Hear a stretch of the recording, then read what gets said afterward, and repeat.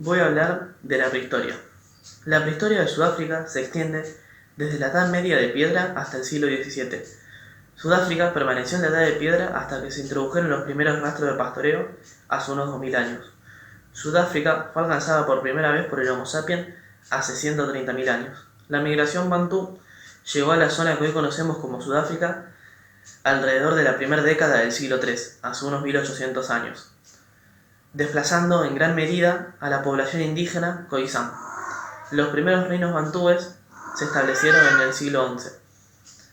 El primer contacto europeo data de 1488, pero la colonización empezó en el siglo XVII. Sudáfrica cuenta con algunos de los yacimientos paleoantropológicos más antiguos de África.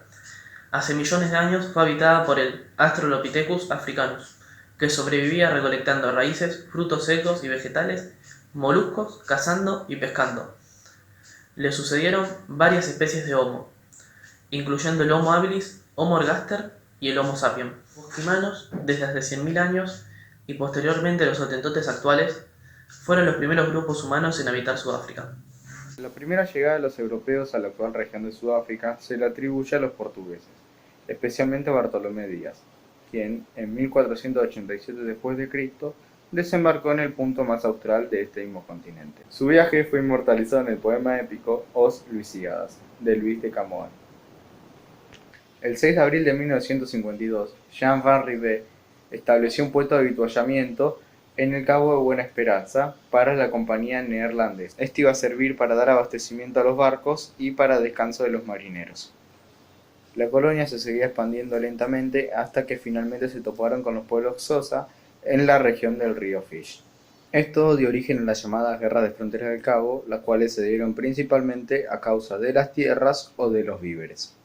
Claramente los neerlandeses ganaron y se impusieron ante estos pueblos, quitándoles las tierras, el ganado y fueron usados a su vez como manos de obra esclava. Estos no tenían casi o ningún derecho y a diferencia de los esclavos de las Américas, no podían alcanzar su libertad convirtiéndose al cristianismo. Actualmente esta compañía necesitaba tal flujo de esclavos que no les alcanzó solo con esto, sino que también tuvieron que traer esclavos de otras regiones, principalmente esclavos del Imperio Oriental y de ambos lados de África. En 1795, Gran Bretaña ocupa el Cabo Buena Esperanza durante la llamada Guerra de Coalición. Los británicos no se quedaron atrás y, al igual que los neerlandeses, también siguieron en guerra con los pueblos originarios y siguieron expandiendo sus fronteras. Mientras la frontera se expandía, tuvieron que seguir formando nuevos asentamientos. A pesar de esto, en 1806 debieron parar su comercio con esclavos debido a la gran presión que estaban ejerciendo las sociedades abolicionistas de Gran Bretaña. Y finalmente abolieron la esclavitud en 1833 en todas sus colonias. Pero con el descubrimiento de diamantes y de oro en 1867 y en 1888, se intensificó la subyugación de nativos. Durante la Primera Guerra Bóer, los bóeres lograron resistir el asedio británico, principalmente porque los uniformes de los soldados destacaban en la tierra. Sin embargo, los británicos arrasaron durante la Segunda Guerra Bóer a causa de su superioridad numérica y de su mejor abastecimiento. Una vez anexado todo el territorio, se firmó el Tratado de Benedictín, el cual declaraba la soberanía de Gran Bretaña sobre todos los territorios sudafricanos. Uno de los puntos más destacables de este tratado era que a los negros se les impedía votar totalmente, excepto en la colonia del Cabo. Estos terrenos fueron de soberanía británica hasta que el 31 de mayo de 1910 se formó la Unión Sudafricana. A partir de la colonia del Cabo, la colonia natal y las repúblicas del Estado Libre de Orange y Transvaal. Bueno, voy a pasar a explicar la era del apartheid. En la era del apartheid se impuso un sistema de segregación racial en 1948. Este sistema no era una norma única, sino era un conjunto de leyes u ordenanzas en el cual se mantenían separadas a las personas blancas de las personas negras. El sistema estuvo activo hasta el periodo de 1990 a 1994. En 1994 se proyectaron las primeras elecciones y salió elegido como presidente líder el carismático de Nelson Mandela. Los derechos civiles de este sistema se reservaban a menos de 5 millones de personas blancas y se negaban a más de 25 millones de personas negras. Ahora voy a pasar a explicar las 10 leyes de este sistema. Número 1. Los negros no podían vivir en zonas asignadas para blancos. Más de 3 millones de personas de raza negra fueron forzadas a abandonar sus casas y trasladarse a los Bantutanes, que eran los Bantutanes, regiones designadas como reservas tribales para habitantes no blancos.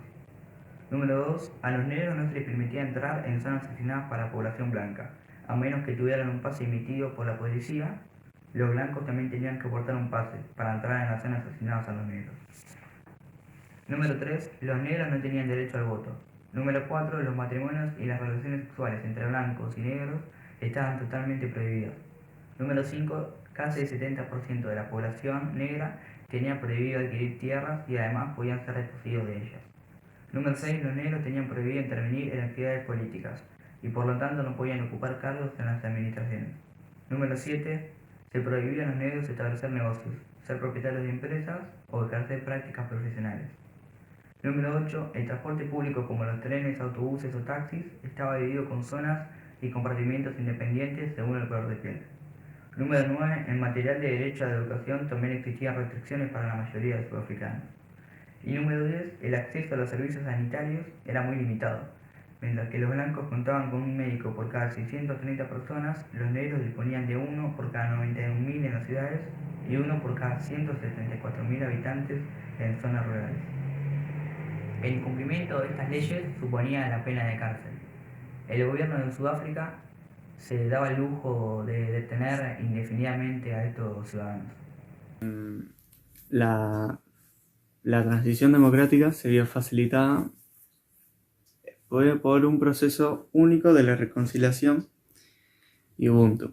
Esta última es una regla ética sudafricana que consiste en la lealtad de las personas y la relación entre ellas.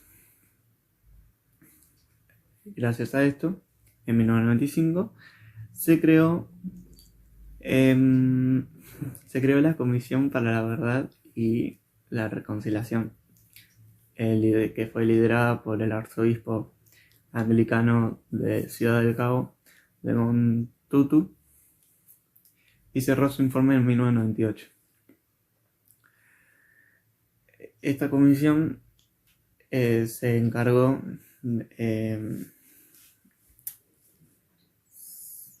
examinó los delitos graves contra los derechos humanos ocurrido bajo cualquier momento de la apartheid y también podía conceder la amnistía a los criminales. A pesar del fin de la apartheid, muchos millones de sudafricanos negros siguen siendo pobres debido en gran parte a los problemas heredados de la época de la apartheid y también debido a que los gobiernos post-apartheid han tenido muchos problemas con los temas económicos, porque durante el tiempo de la transición la economía era casi exclusivamente controlada por el gobierno que iba a salir, por lo cual los blancos perdieron el control político, pero se aseguraron muchos privilegios económicos. Igualmente, la política de vivienda hecha por el CNA ha provocado mejoras en las condiciones de vida de los habitantes, pero aún así hay una diferencia, hay una desigualdad muy grande entre las clases sociales, demasiado grande comparado con los estándares de otros países. Actualmente el gobierno de Sudáfrica sigue empeñando una vasta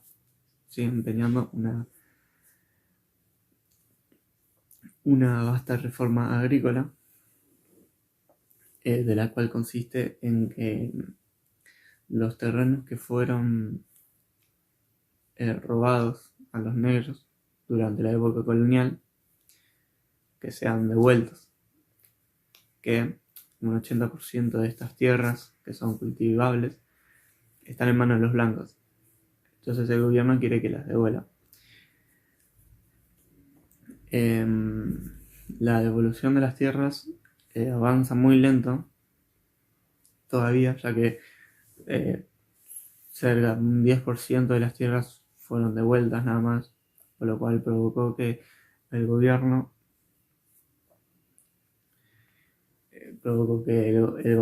obligue a los blancos a que vendan las tierras a un precio razonable o tener que expropiárselas.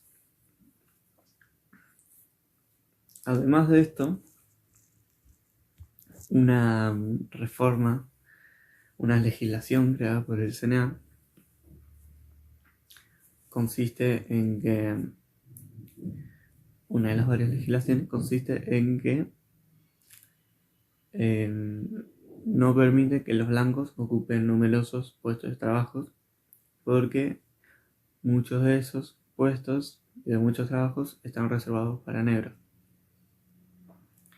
Esto provoca que miles de blancos quieran emigrar o emigren del país. Y desde la finalización de la apartheid de 1994 hasta la actualidad, ya han emigrado más de 1 millón de habitantes blancos. Teniendo estos problemas, actualmente Sudáfrica también tiene una tasa de delincuencia muy alta. Por ejemplo, tienen 50.000 homicidios por año, que proporcionalmente es 8 veces más que lo que tiene Estados Unidos. Proporcionalmente, porque Sudáfrica tiene 50 millones de habitantes y Estados Unidos tiene quíntuple, no sé cuántos tiene muchos más. Pero es grave, es mucha delincuencia. Estos problemas de delincuencia, de los problemas de las tierras, los blancos que se van, que esto, lo otro, provoca más desigualdad y que produce la sensación de que el gobierno no es capaz de controlar el país, que no es eficiente, trayendo más problemas, eso. Y bueno, como datos extra, también tienen mucho abuso policial, ya que leí que en 2012, 2012 creo, en una protesta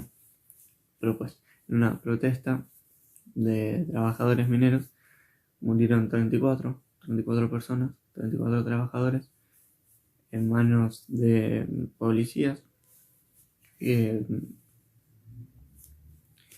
mataron, porque sí, y lo convierte en la mayor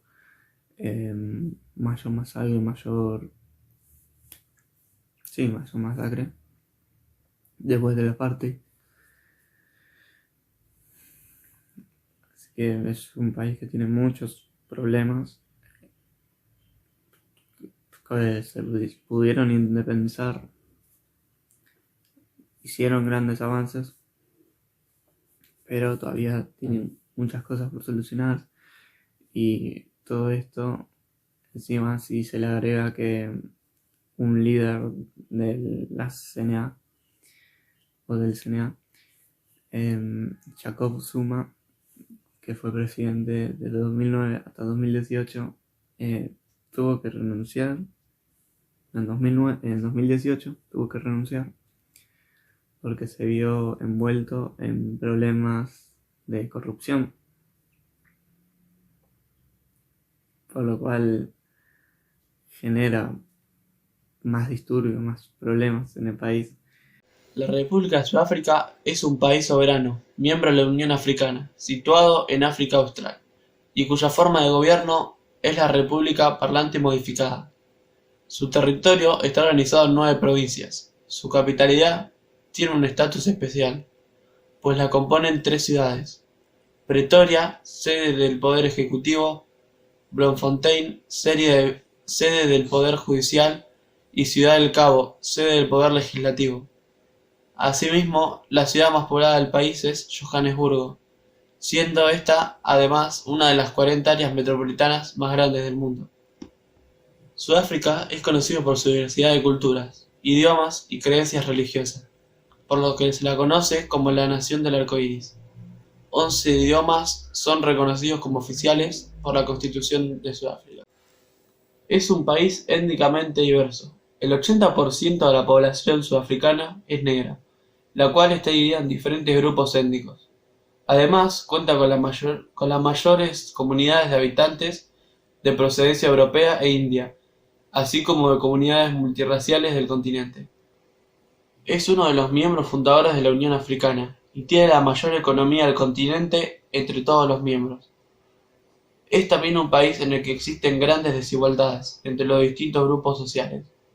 Mientras existen grandes fortunas y las capitales están entre los principales centros de negocio de África, aproximadamente una cuarta parte de la población sudafricana se encuentra desempleada.